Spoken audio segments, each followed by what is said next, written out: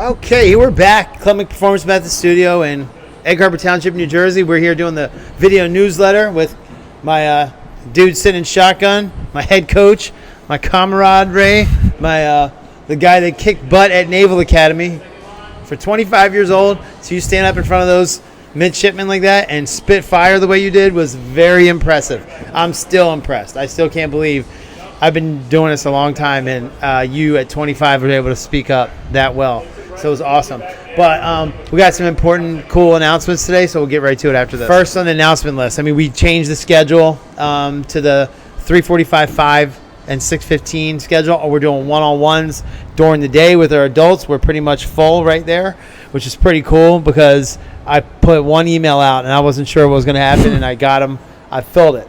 So they did great. It was their first day. It was pretty amazing to see them use the tracer and to test on a sled, to test their vertical leap, and those things, trying to make increases on somebody who's, everybody was all really in shape already, which is a requirement, but to see them hurt in the way that they hurt, not like cardiovascularly, but like, we changed energy systems. We went from like ATP to glucose to carbohydrate. Like we basically did some really cool stuff today. But anyway, that's so schedule change one. We have a little bit of a cool announcement with a guy named Jaron Hayek. You want to tell him what's going on with that? Yeah, really cool stuff. We're getting bigger on social media, and Jaron Hayek is a kid who went to Villanova, and now he was on the Chiefs. He's on injury reserve right now, and he's coming down to train with us to get back in shape to get ready to play football again, which I think is really cool. He said that him and his father were looking all over to try to find somewhere to go, and they looked at us and they found what we were doing. And this is before they knew who Dave was, who has obviously a very similar background, being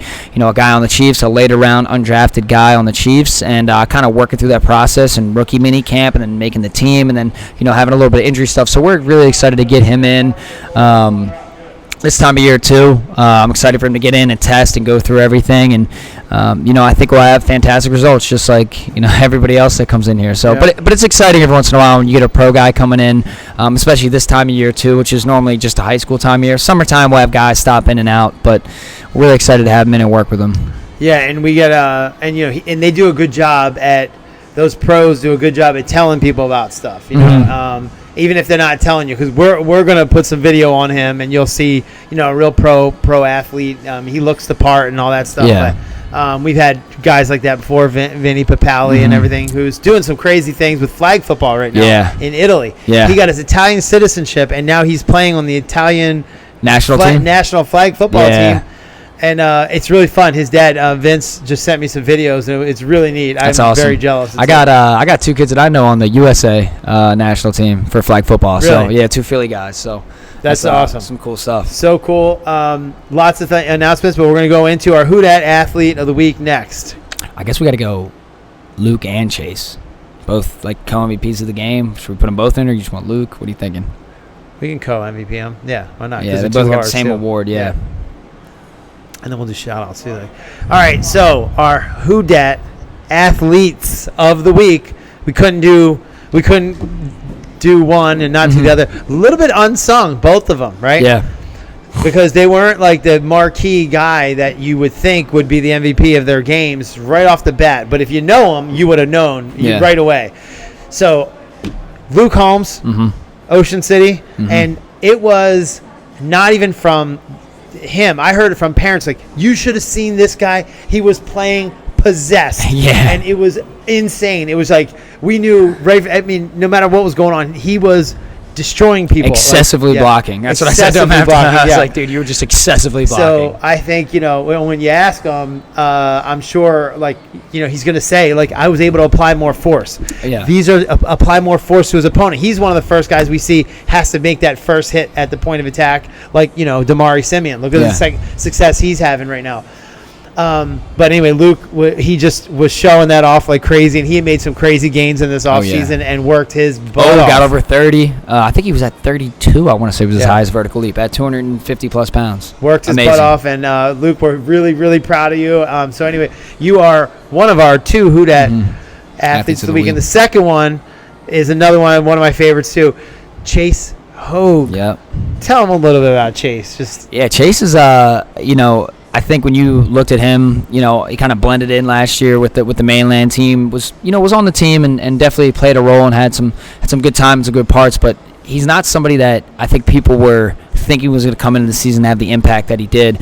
Coming in as a junior, he had a great offseason with us. And then I heard that he was named captain of the mainland football team in game 1. He showed up and showed out, like just phenomenal. And we're close to a lot of the players, and they kind of tell us what's going on and everything, and they're like, yeah, he's a guy, man. Like Chuck told me that the way he carries himself and he works and everything. And when he was in here, it was the same thing. He was extremely coachable. Ask good questions. Yeah, that's what I was about to say. Yeah. Asked great questions in order to change and make adaptations that would favor how he moved and everything. And I think he'll tell you he's not as natural of an athlete as a lot of these other guys, but he's now moving at the level of everybody else. Yeah. And a lot of that's just because of mental notes that he took and applying different things, whether it's foot placement or arms. I remember arms were a big one for him when he first started with us. He was tight with his arms, which were tightening up his hips, and then down the chain he was tight everywhere else. His face was tight too, and he was able to start to change how he ran and really loosen up and stopped applying,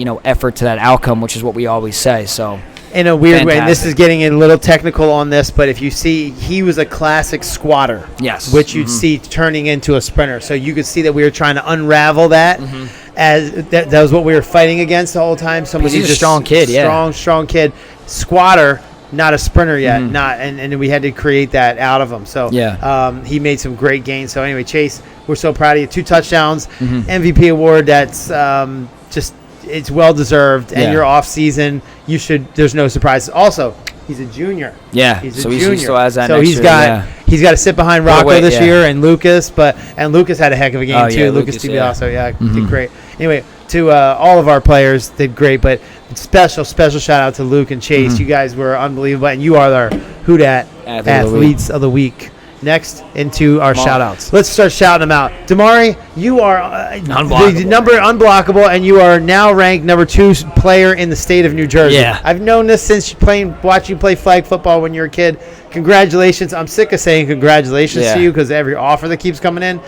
But the sky's the limit for this kid. He's following the prep, probably going to Penn State, and then we don't know, but Penn State and then off to the NFL. That's what his future holds. I want to shout out the next guy on that roster is Julian Jambuzzi. I was just watching his game highlights, man. His game highlights are great. The way he's moving in space, and then he moves, holds space, and then it's just downhill attack. So he looks phenomenal. That whole roster, man. Liam Flynn scored a touchdown last week. Dale Curtis is running around pretty well. I heard well. Yeah, his first time ever stepping foot on a football field. Yeah. Smart move by Coach Lancetta because he game recognized the game. And he saw that kid had the athleticism.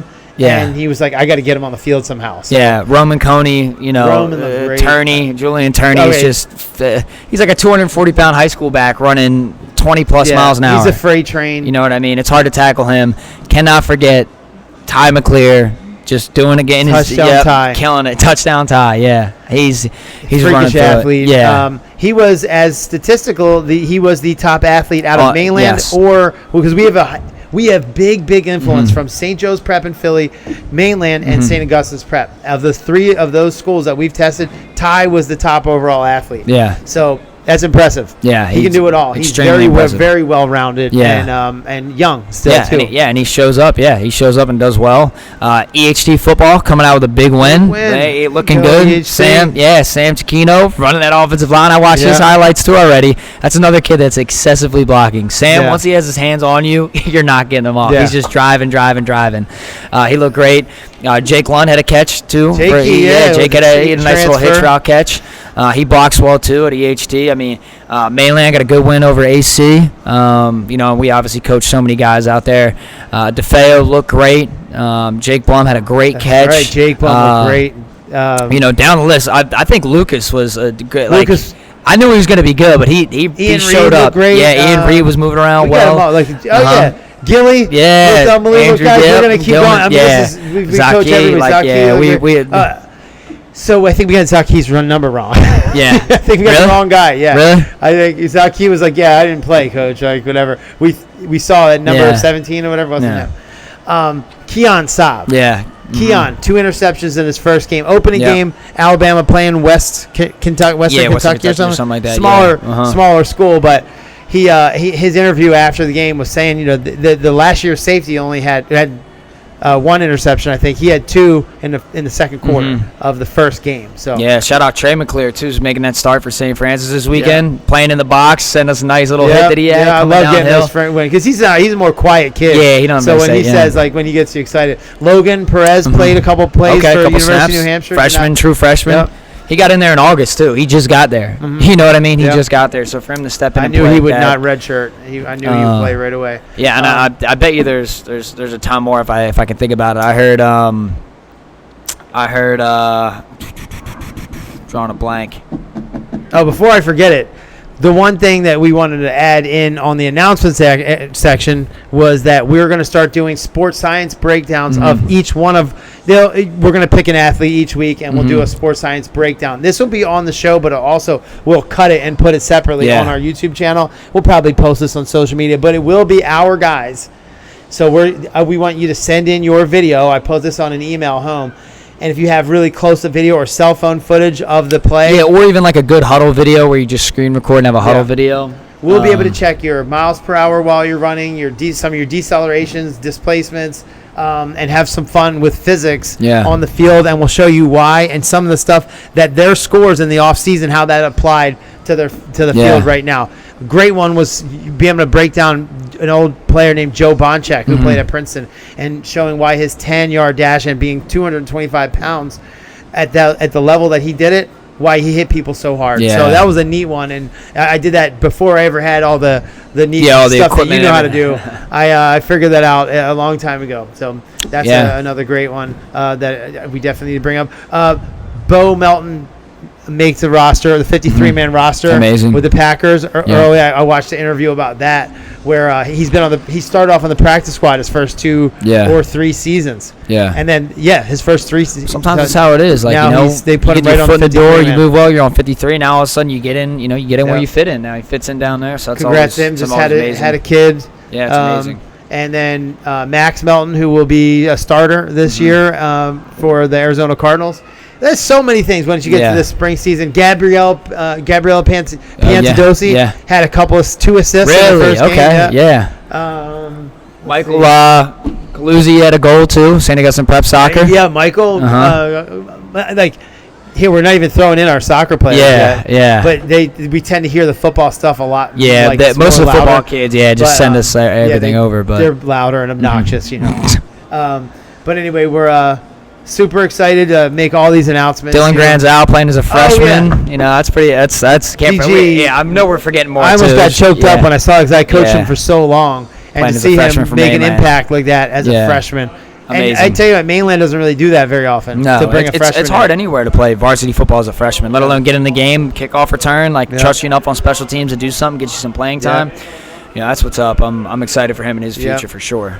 And we're excited to get our basketball players back in. We're seeing a huge good spike in basketball players. Right now. This is the most basketball players we've ever seen. And what do? Test a bunch of basketball teams.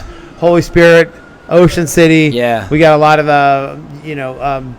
Wildwood Catholic girls coming in now. So everywhere we tested seems to be where, and that's kind of why we did it. We gave it away because we wanted you to know your scores. And again, we talk about this all the time. I just watched a video of Kobe Bryant talking about the AAU circuit and how he doesn't like how the AAU circuit is right now. Well, back then, just the modern AAU circuit and how kids don't actually become a better athlete within that circuit because you have to just continuously play.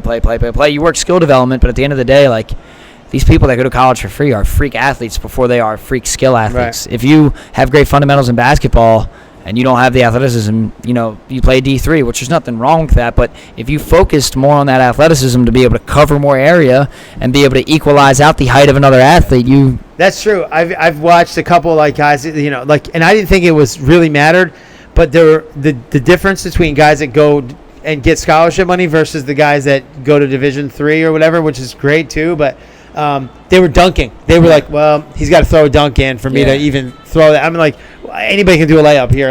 He got to be able to throw a dunk in. And I said, I was watching a college recruiter say if he throws a dunk in, he's a point guard guy. If he throws a dunk in, I'll make the offer. Yeah, if he can't dunk, I'm not. I'm like, what difference does that make? It just shows your athleticism without actually taking a measurement. Yeah, because if I could be the best basketball defensive coach in the world, and I could sit here and coach you how to defend everybody, but if you physically can't jump and can't move with the player, then your skill as a defensive player doesn't matter, because you can't actually move at the level of a top basketball player. And I say the same thing. I don't want to keep on this tangent, but I say the same thing to high school kids. I'm like, I could have Deion Sanders come down here and coach you how to play corner, but if you can't run and move with the receiver, it doesn't matter if him and 10 other Hall of Fame corners were coaching you. Yeah. If you don't have the physical ability to do it, you just can't. Well, I think that wraps it up. We basically got everything we needed to say in there in an unorganized fashion a little bit, but we're usually definitely a little bit more. send us those clips though for sports science. That's big. We definitely want to see that. And it's just special to our guys. We're not going to do Latzio Brooks as much as that was fun to watch him do his thing against Holy Spirit. Wow. But, we'll break down our guys. So a lot of it we need like sideline video, so it's down to the ground. That would be really awesome. So some raw footage like that, and then we'll break it down and make it real fancy for you. But it's been fun this summer testing all of these teams. I think we did 14 teams is what we ended including the Naval Academy. Including the Naval Academy. Yeah, which was one of the greatest honors I've ever had. Yeah, it was a great way to wrap up summer. It was awesome. So amazing. Guys from the Clemic Performance Method Studios. We'll see you next time.